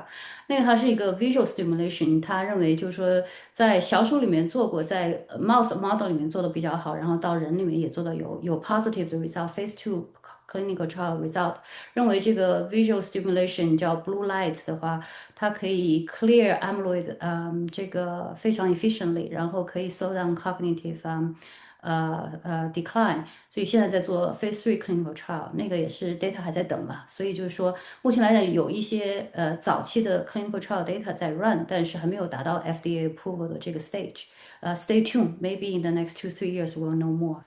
Yeah. 非常好，谢谢。然后我们现在这位石路或者是路石这哎，位朋友对，你好，，OK，对，您介绍一下自己好吗？你好，我是那个纽约 Pace 大学的那个教授我叫史律，我呢就是因为我有一些学生，他是就是会有那种攻克阿尔兹海默的雄心壮志了，就是本科生或者是那个就是或者甚至高中生，有时候会碰到，就是他有一个攻克，向那个麻省理工的蔡理慧教授学习，就是攻克阿尔兹海默。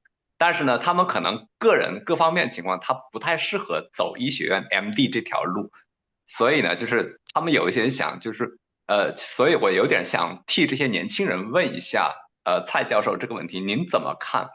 第一呢，就是说您怎么看脑机接口这个 brain computer interface 这条路，就加 AI 就这条路在攻克 ADRD，不仅仅是阿尔兹海默，ADRD 整体的这个症状方面的前景。比如说，假如您是那个 NIA 的那个就是 director，您会决定会把科研资源往那边调吗？就是然后呢，跟这个有关的就是说，那么如果一个有志青年他可能不适合医学院的道路，但是他真想攻克阿尔兹海默及相关的症状，有哪些专业有些医学院之外的 MD 之外的专业他可以考虑？好，谢谢。I see 呃这个现在 funding 这个 mechanism 确实比较 tricky。NIA 的来讲的话，我们很难 predict current climate for NIH is so unpredictable. It's hard to tell someone which direction they should go for would be a great opportunity. But I think in general, AI and 您说的这个脑机这个结合，这些应该还都是蛮有潜力的。因为我个人不做脑机这方面的一些这个 integration，所以我没有办法给更多的 comment。但我认为就是说，我认为 eventually 确实这是一个非常 unexplored 领域，肯定是有很多 potential 在里面。但是做任何的这种 innovative study，可能还是会要有一定的这个 bioethics 这个 back you up。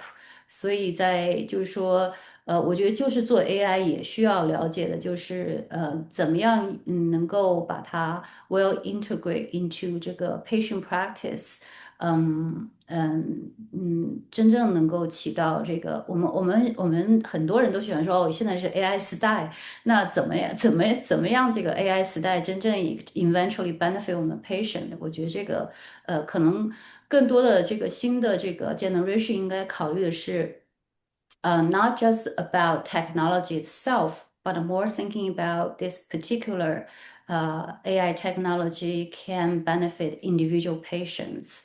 Whether that's going to improve the quality of life or improve the treatment per se. If they can, there are a lot of AI study nowadays talking about even predict clinical trial results. 如果真的是可以把这个，就是说所有的 clinical trial 都变得就是简化到，可以 simplify 我们的这个 time wait，我觉得这个都很重要，嗯呀，都很有帮助。好的，感谢您的回答。这个我是我们的 CME lecture 哈，我们下面 take 一个韩身高医生的问题。韩医生，您自己问吗？还是我来读您的这个问题？我来读一下吧。然后他说，How much role does family history play for the Alzheimer disease, especially for the early onset of Alzheimer disease, and how to prevent it? Family history. So in general, there are some component. Early onset probably play a little bit bigger role just because there are much more genetic risk components or contribution to that. In general population, let's not talk about genetic risk or familial Alzheimer's first. Let's just say general population. If you have a family member with dementia, your risk of developing Alzheimer's disease or related dementia, we're talking about doubled. So it's not like a significantly higher or more. It's not like because you have 2 or 3 family members that will be exponentially increased. It just probably roughly about that range. So, and then when come to early onset Alzheimer's disease, a little bit more genetic risk play into the role. Some of stronger risk, as I've talked about, like APOE4, that is a big risk factor, including both early onset and sporadic Alzheimer's disease, particular. And then there is a different type, which I alluded to a little bit earlier, is we call this familial autosomal dominant Alzheimer's disease patient. They carry genetic risk and that are almost 100% penetrate. So if you have the gene, you for sure will get Alzheimer. You don't have the gene, you don't get Alzheimer. So that kind of differences. So is significant different in that. I'm not sure I answer your question fully, but what I can say is that there are a large components in family history. When patients come to us talk about if they have a direct relatives with dementia, a lot of times we would like to do is, think about potentially testing certain risk factors for that purpose. In the past, we don't, but nowadays, because we have treatment, so we are more equipped to do a lot of genetic risk evaluation. Some may be more for purpose of research, but others are actually more specific when come to one's treatment responsiveness, as I talked about, some of that infusion therapy related Yeah, sounds evaluation. like sounds like family history is very important and need to be considered into screening and prevention. 哎，韩医生，您要 unmute 一个 device，您现在有2个 device。韩医生，韩医生，您想讲话吗？刚才下2个 device。好，那现在韩医生，您如果可以想讲话的话，您可以举手，我们把您 unmute 哈。然后现在呢，我把这2个问题合在一起讲哈。一个就是我们的就是姚丽萍就是在问，就是那个用 lithium 能不能治疗 dementia？那么正好呢，咱们这里吉燕，我不知道是不是咱们民州的吉燕医生哈，在问，就是说 any anti-inflammatory medications that have shown benefit to prevent Alzheimer disease。所以实际上，我觉得这2个问题是类似的，就是因为你是在讲 multifactorial。好，那我把这个问题交给您。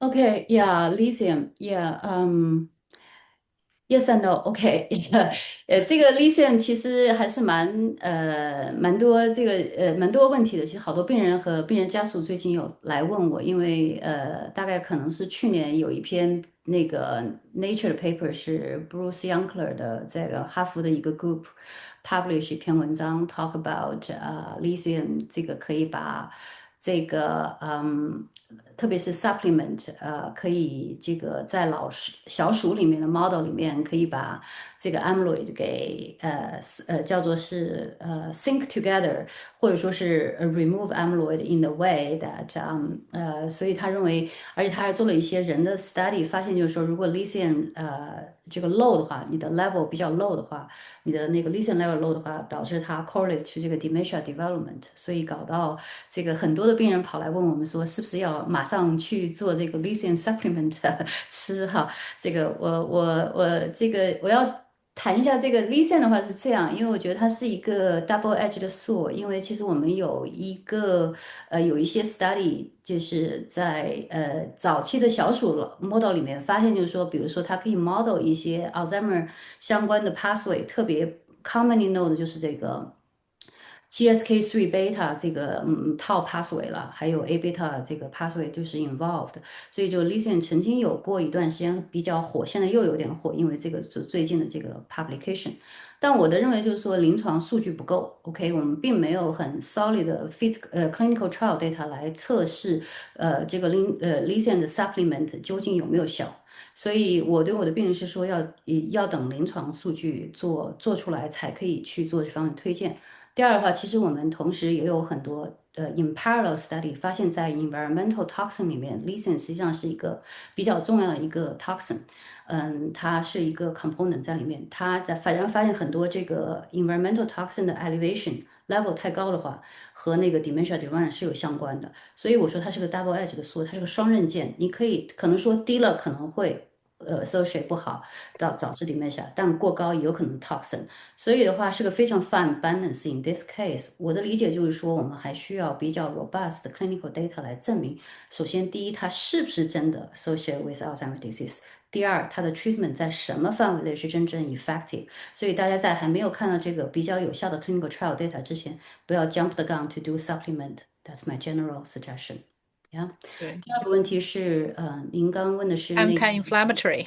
anti-inflammatory，so 大概10年、20年前，这个 anti-inflammatory 也是火的不得了，有很多这个 clinical trial 做到 NSAID，那个来看可不可以降低这个 Alzheimer disease 的 risk 或者是 treatment。majority of 的这个neuroinflammatory 相关的那个特别是 NSAID 这方面的这个 treatment 呢，都 fail 掉了，没有看到非常明显的 beneficial effect。那最近这个又火起来的原因，是因为我们最新的一些这个genetic risk modification、genetic risk identify 呢，很多的这个neuroinflammatory 的这个基因，就是在 microglia 基因，它是 involve 在 inflammation 相关的这个 pathway 里面的，发现呢它在跟老年痴呆症和 Alzheimer 是相关的，特别大的一个 target 叫 TREM2，这个可能你们有些人听说过。那 TREM2 呢，它被发现是一个 microglia 基因 associated with neuroinflammation。那发现有一些 Alzheimer 病人呢，他是有这个 mutation 在 TREM2 基因上面。那这是一个新的发现，确实是比较的 novel 和比较新的一个方向。那不幸的就是呢，我们去年做的一个 clinical trial，关于针对这个 TREM2 的这个 antibody 的这个 treatment 的这个 clinical trial 呢，发现它是 negative 的，就是说它把 TREM2 和这个 anti-amyloid antibody infusion therapy 做一个 combination therapy 做 clinical trial，结果发现呢，它并没有更好的增加这个 benefit，它并没有增大或者说是帮助这个 anti-amyloid infusion therapy 做得更好。所以非常 unfortunate 是个 negative clinical trial，所以这一部分的这个 TREM2 目前的这个相关的 therapy，处在一个比较 tricky 的 situation，他们 either 在 develop a better antibody，或者是考虑不同的 modification pathway，但是呢。总的来讲说，我们对 neuroinflammation involved 在 Alzheimer disease 了解更多了，但是 specific 针对 TREM2 的 antibody 或者是相关的 therapy 还没有 ready。非常的好，非常好，感谢您。所以从咱们蔡教授刚才的谈论来说，就是说 evidence based，这个就是说在没有临床证据的时候，我们就不要去做那方面的尝试，尤其在治疗上面。lithium 的话，如果咱们张医生还在线的话，这个 lithium 是在精神科医生用的，还以前的精神科医生用的还是蛮多的，它是治疗这个狂躁病啊。就是我是学临床药学的，那么我们在药学上，它这一类的药属于 narrow therapeutic window，换句话说，就像蔡医生说，它是一个双刃剑。如果你的血浓过高的话，是会有毒副作用的；然后血浓过低的话，它又没有效果。所以这个咱们在临床上就是不要把自己变成小白鼠吧。我经常跟我的病人说，就是你还是要根据实际情况来，根据这个临床的数据来寻求在专业的医生指导下寻求治疗方案。好，那我们现在有一个问题，就是这一位杨姓的朋友杨成武，就是我们好像是同济医学院的教授在问，他就说 as a psychometrician measurement specialist as well as a study designer focusing on the relationship between retrospective RCT and RWS. I have two questions now. Number one, which of the cognitive measures are the best based on your intensive experience? Number two, what is the best strategy when the findings from RCT and RWS disagree with each other? And thank you very much for your time and advance and excellent talk. Okay, so that's from Professor Yang. 所以主要的这个问题就是问的是哪一个 psychometric measure 更 sensitive when come to measure 这个 cognitive trajectory。generally speaking 的话，就有很多的 modality。那我个人可能有一些bias，我会更喜欢 ADAS-Cog 一点。当然就是说很多的情况下，可能有些也会用 CDR Summer Box 还有这个其他一些 measure，然后minimental 用的很多，但是我个人觉得 minimental 并不是 the best measure in general。所以这个是仁者见仁，智者见智的事情了。但就是说，总的来讲的话，一般来讲就是 AD clinical trial 的话，它有一个非常 well established 的 pipeline，整个领域会 accept 的这样一些那个 psychometric analysis，就像我刚刚 list 的一些，如果这个 measure 是用来作为这个主要的这个 functional outcome measure 的话呢，那领域来讲 general 会 accept。就像你看这个 Trailblazer 或是这个 Lecanemab 的这个 Clarity AD 的话，它的这个clinical trial data 都有非常 specific functional measure。我个人觉得这个 gold standard 还是比较的reliable 一点。越是那种 clinical trial 做很多这种 sub analysis 或者是 subgroup，然后再 modify 的这个cognitive measure，再来说 OK 我得到一些 outcome 的话，那个都一般来讲会有点 questionable，让我 raise the red flag about how robust and reliable this outcome measure is。I guess I'll just stop like that. Yeah. 好的，非常感谢。好，现在就是有这样一个问题。蔡教授，嗯谢谢您这样的。其实我在这个量表里做了20多年了，我写的一个 grant 就是全部 review 了11个主要的 cognitive ability measurement，各个都有问题。你说的没错，MMSE 是最糟糕的，因为它21个问题里面有14个是错的。所以说我知道您在我们的教授群里面，统计教授群里面，我很不好意思，我是一个小群主，我什么时候可以给你发过来，你看看。这个因为 measure 是个很大的一个问题，你 outcome 错了，别的你再怎么搞不出来的。第二个问题就是因为我问的第二个问题，你可能没有回答，是因为我就这个方向做 RCT randomized controlled trial 和 real world study， 这往往这个结果不一致。这个是我这是我从98年开始想的问题，12年开始跟 Penn State 做，我们帮人拿2个大的 grant， 一个13个 million， 一个9个 million， 我们去做这两个东西的，做这样 integration。所以说，您刚才在讲座里面提到很多 trial， 其实各种 trial 都有各种各样的限制。当然要推广呢，real study、observation study 是在临床上用的时候，往往会有结果有些不一致，这个也是个很大的问题。我一篇文章正在写，我什么时候发给你看看？想听一下你的建议。我为什么问这些问题呢？因为经常我在读博士的时候，我就碰到那精神科医生能跟我说，特别是做我们讲 depression、MDD（Major Depressive Disorders），它最有效的作用治疗方式就是电疗，像 ECT 啦，就是很多人觉得不残忍，但是这个医生是非常有名气的啦，他是可是这个领域顶流的人物了，他是明显是有作用的，为什么你统计看不出来？问题就在量表上。这个 outcome 是错的，所以说我今天很高兴能够听到你很多东西。其实我做这个科林病例这方面做的也比较早，因为我家里有人有这方面的问题，所以说很高兴有机会去那儿学很多东西。我再把2个东西发给你看，一个是我的写的 grant proposal 这个文章，我们有机会多合作。谢谢您。好，可以的，可以的，谢谢 A 啊。我刚刚没有谈到第二个问题，对 RCT 和 real world practice 确实是非常不一样的。嗯，我们一方面当然就是说也需要做 RCT 是非常重要了，作为established feasibility，right，proof of concept studies，我们需要非常 rigorous 的 RCT 来证明这个药是不是有效。所以，但是我们在做 RCT 的时候，我们经常呢，会是我们叫做 cherry picking，right？We choose the best crop of the population for study. We want to match up the comorbidity. We want to make sure this is actually indeed just Alzheimer. Try to remove all the other comorbid or co-founding factor out of the study. 所以确实 RCT 不能体现真正的 real world practice。那我刚刚也在我的讲的 talk 里面也谈到，比如说鲁堪比的话，他当时做 clinical trial 的时候是看到的 ARIA rate 这么高，那他是因为他当时所有的 ApoE 的group 都丢进去了，对吧？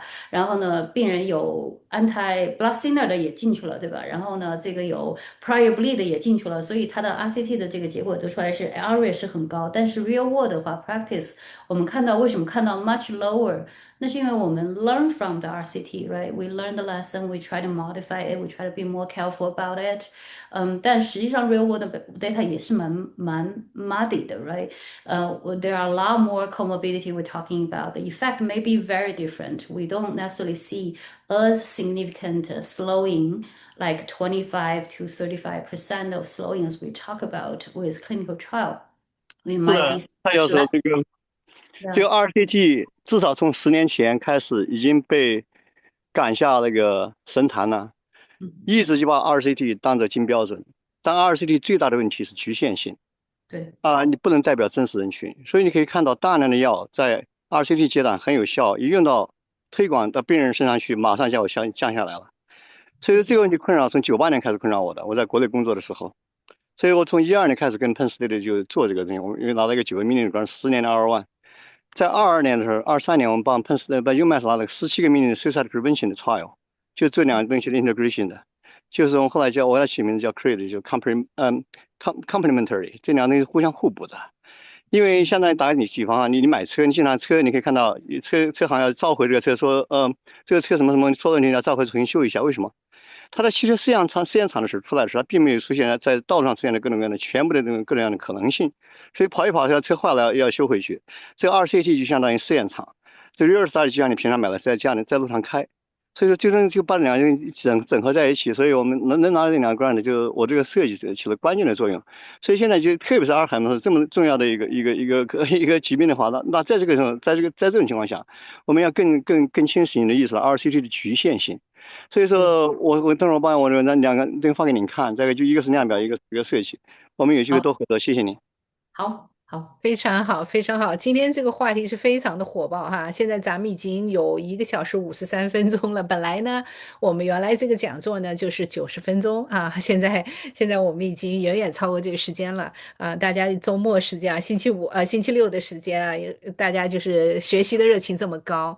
那我们现在就是用5分钟时间，现在我们有20几个问题，我们不可能每一个问题都照顾到了，各位朋友非常的抱歉啊。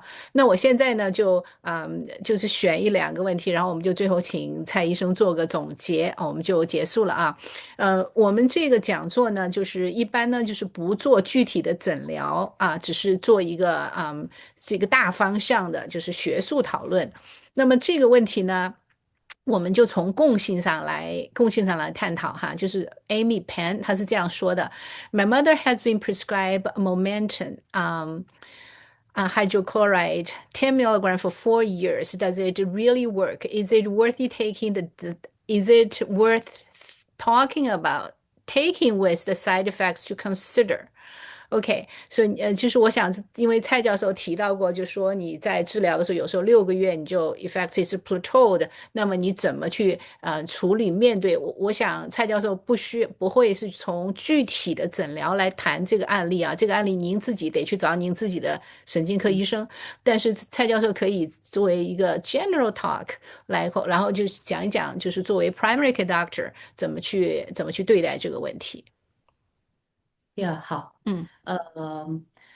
Yeah, so that's a tricky topic, right? In the sense as Dr. Lu already talked about, probably you need to consult your own specialist and discuss this matter. But when it comes to side effect, if your mom particularly already having side effects, significant side effect, I don't exactly know the side effect per se, but if she gets more side effect then the benefit you observe, a lot of times my recommendation would be consider to tapering off to see that. That being said, there are studies showing while patients are on this line of medication for a very long time, as I alluded earlier, in one of the most recent study coming from UK, they found that patients on this line of medication, including cholinesterase inhibitor and memantine, and they take away those medication, they found that those patients start to get worse in the following time. So a lot of times when I tell my patient, at least my practice would be, I tell them that when I start the medication, I usually tell them those are the 3 possibilities you need to expect. 1, you may see some temporary improvement, and then 2, maybe you don't see any improvement whatsoever, but you don't have side effect. And then 3, you might have side effect you can't tolerate, then we end up stopping it. So if you belong to the category 1 and category 2, I usually recommend them to continue even though the benefit is modest or you barely see any, just because of the study really show long term. After all, there are maybe about 5% of slowing. And then also by removing, you maybe get worse. There are some of that indication. However, if the patient experiences quite significant side effect, which I usually would recommend them not to continue on, but if they have been on for a very long time, and then you worry about the side effect more than the benefit, you do need to have that mindset to be prepared. When you take away, you may experience some worsening of the noticeable cognitive impairment. That is a possibility you need to be mindful for when you start to stop in this line of medication. Yeah. 好的，非常的好。我们现在回答最后一个问题，然后我们就 wrap up 了啊。好，最后一个问题是这样的，就是说，is there any algorithm that's specific for Apple E4 carriers or other mutation carriers？这个可能就是在诊断和早期的这个 detection 这方面、预防这方面的一个问题。Specifically, what's the you want to know Uh, APOE4 genetic risk versus other genetic risk? Is that a question or? The question is there any algorithm that is specific Oh, for Apple E4 carriers or other mutation carriers? I think. okay, Yeah. okay, yeah. So for APOE4, we know a little bit more just because they are clinical trial data when we come to separate a subgroup of APOE4 carrier, including homozygous, heterozygous versus non-APOE4 carrier. So if you're talking about specific algorithms in that, we do have data separate that in. So when we have someone that we know with APOE4 carrier come to talk about their risk, and then also talking about their treatment options and the potential side effect. The discussions are very different from the one that without APOE4 carrier, and the algorithm, if you are specific talking about risk calculation, that is different. We know that APOE4 carrier has twofold. If you carry one copy of APOE4, we're talking about 2 to 5-fold increase compared to non-APOE4 carrier. If you have two copies, we're talking about 5 to 10%, 10-fold increase than the non-APOE4 carrier. So the risk calculation is very different, and then the treatment options and discussions are very different. Other risk factors nowadays we're starting to know there are TREM2, as I talked a little bit about that, and then there's also other like endolysosome pathway like SOR1, and then a different part of the genetic risk like tau mutations also being associated. So there are different ones, but they're not as well established when it comes to clinical treatment responsiveness and their calculation for risk factor.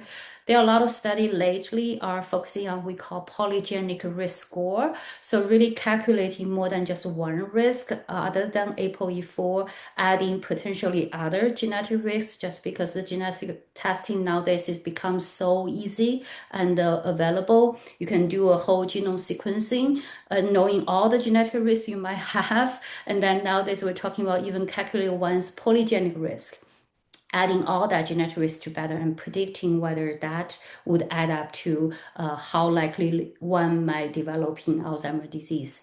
We don't have yet the specific recommendation, but that's been developing right now as we see. But I think for anything when we talk about genetic risk and calculation and development and discussion, we need to be very mindful about ethical consideration, because when we talk about that, we're not just talking about one person, we're talking about the whole family. So a lot of times when someone knows their genetic risk, we would like to invite them to meet with our genetist to have a very thorough discussion about potential family pedigree, about their family members, anybody got affected, why knowing their genetic risk. So it's not something trivial. I highly recommend to have, if you are a provider, when someone comes to you ask about testing their genetic risk, you make sure you have your genetist on your team that allowing them to have this discussion happen afterwards when they find out their genetic risk. Yeah. 非常的好，好，我们现在已经2个小时、2个多小时了哈，就是，我们还有很多的问题，但是没有办法一一回答了。那么，请大家以后继续关注我们，北美华人医师联盟，就是会不断的推出世界级的专家学者跟大家分享哈。就是我们回头有机会的话，我们还会请蔡教授回来跟我们再继续讲啊。今天呢，就是讲座呢，基本上就这样了。然后，那么我们请蔡教授，您最后用60秒的时间去对今天的讲座做一个很快的小结，好吗？就给行。我们观众的朋友说一说 take home message。呀，好，谢谢大家。那我用中文说好了，就最后 message，我想大家就是说，希望能够通过今天的讲座，能够意识到，其实就是说，我们今天治疗阿尔兹海默病不是它不再是一个不可治的疾病了，它变成一个可以早期预防、可以早期治疗，也可以早期诊断的一个疾病。所以的话，如果说你有这种 concern，或者说你的家里头有人有这种疾病的话，一定不要去考虑说我要再等等，不许等到事情变成不可逆的情况下再来选择去诊断去求医，一定要去尽早的去 evaluate。我们现在有很多很多的 tool sets available，可以做早期诊断、早期治疗，所以我希望大家都能够早一点的去就医，早一点的得到 professional 的这个support，谢谢大家，好吧？嗯，上医治未病哈，就是还没有得病的时候，预防是 priority，这个是蔡教授给大家的最后的建议。非常感谢我们蔡医生，不管是今天的讲座的这个内容，还是后面的回答，都是无比的精彩哈。就是专家学者就是到底不一样，就是我们蔡教授是3C的科学家，就是临床教学科研3C啊。所以确实是很不错，我们大家都受益匪浅。在此呢，我们对蔡教授再次表示感谢，然后呢，也祝大家周末愉快。然后我们今年7月份在 Washington D.C. 北美华人医师联盟有年会希望在那儿见到大家。祝大家晚安，周末愉快。谢谢谢谢，蔡教授，拜拜。拜拜。